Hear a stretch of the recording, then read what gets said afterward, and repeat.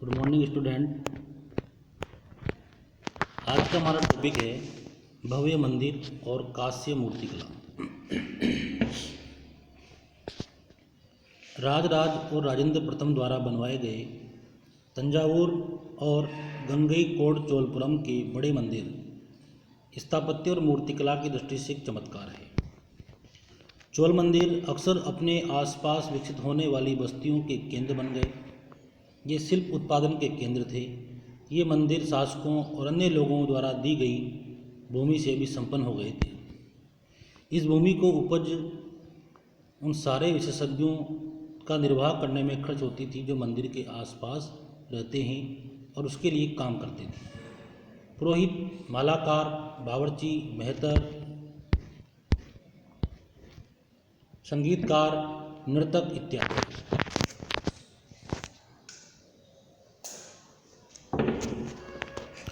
दूसरे शब्दों में मंदिर सिर्फ पूजा आराधना के स्थान नहीं थे, वे आर्थिक, सामाजिक और सांस्कृतिक जीवन के केंद्र भी थे। मंदिर के साथ जुड़े हुए शिल्पों में सबसे विशिष्ट था कांस्य प्रतिमाएं बनाने का काम।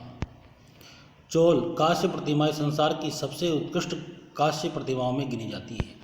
ज़्यादातर प्रतिमाएं तो देवी देवताओं की होती थी, लेकिन कुछ प्रतिमाएं भक्तों की भी बनाई गई थी। कृषि और सिंचाई। चोलों की कई उपलब्धियां कृषि में हुए नए विकासों के माध्यम से संभव हुई है। मानचित्र 2 में देखिए, गौर कीजिए कि कावेरी नदी बंगाल की खाड़ी में मिलने से पहले कई छोटी छोटी शाखाओं में बढ़ जाती है। ये शाखाएं बार बार पानी उलझती है, जिससे किनारों पर उपजाऊ मिट्टी जमा होती है। शाखाओं का पानी कृषि, विशेषतः चावल की खेती के लिए आवश्यक आर्द्रता भी मुहैया कराता है। हालांकि तमिलनाडु के दूसरे हिस्सों में कृषि पहले ही विकसित हो चुकी थी, पर 5वीं या 6वीं शताब्दी में आकर ही इस इलाके में बड़े पैमाने पर खेती शुरू हो पाई।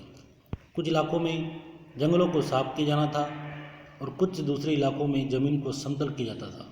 डेल्टा क्षेत्रों में बाढ़ को रोकने के लिए तटबंध बनाए जाते थे और पानी को खेतों तक ले जाने के लिए नहरों का निर्माण होना था।